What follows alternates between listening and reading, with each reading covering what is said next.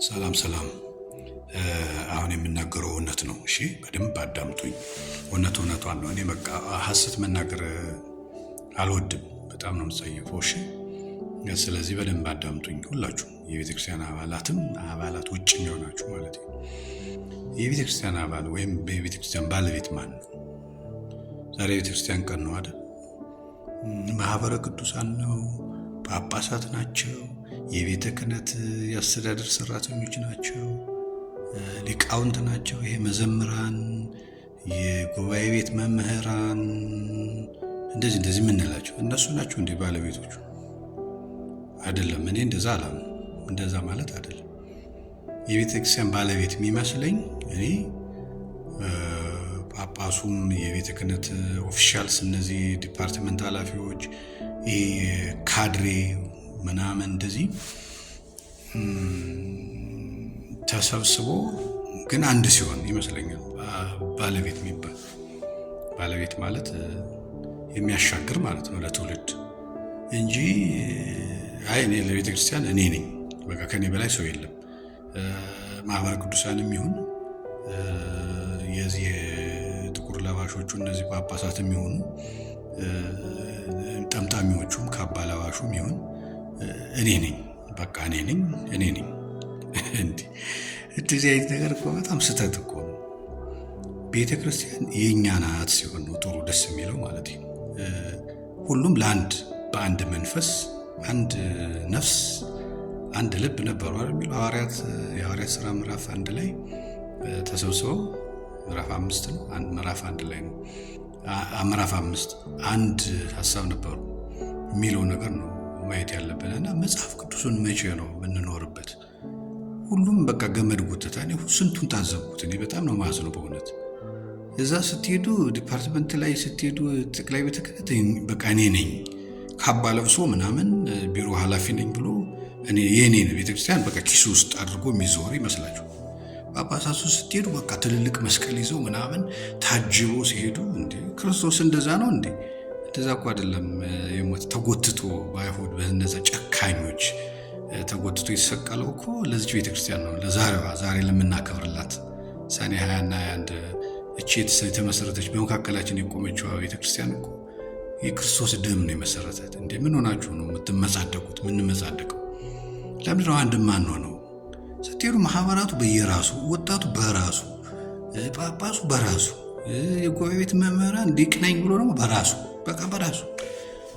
መቼ ነው ቆይ አንድ ምን ሆነው? ግን እውነቴን እኮ ነው የምላችሁ።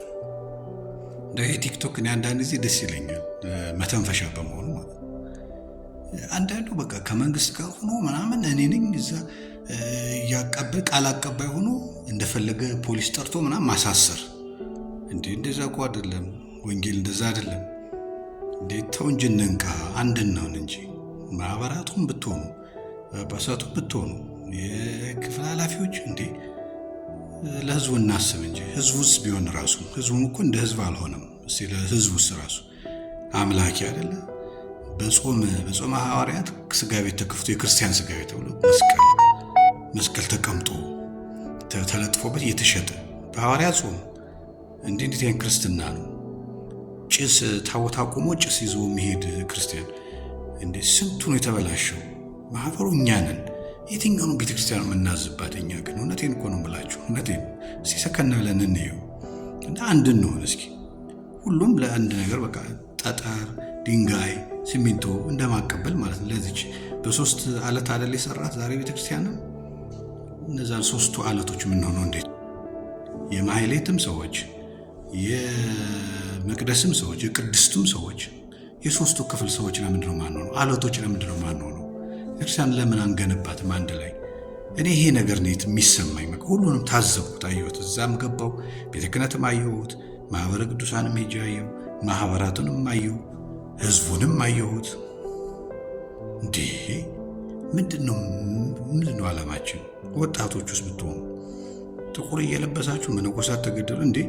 መነኮሳት እኮ በዓላማ ያሉ ሰዎች ናቸው። ሄዶ ቢገሏቸው ምንድን ነው ታዲያ? መናኞች አይደሉ? ታዲያ ላንሞት ነው ክርስቲያን ሆነን?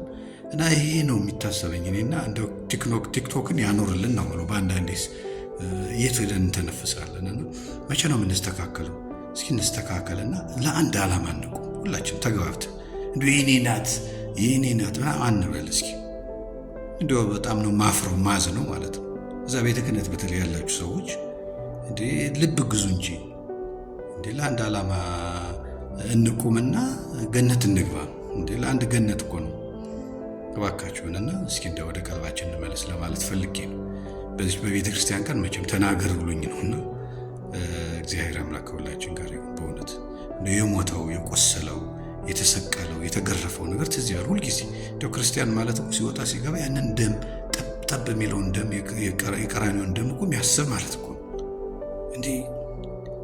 ኧረ በጣም በእውነት ምኑን ነው የሰለበን? እግዚአብሔር ወስዶብን እኮ ነው መንፈሱን ይመልስልን። ሰላም ሆኖ ቤተክርስቲያናችን ይጠብቅልን። ይህን ለማለት ፈልጌ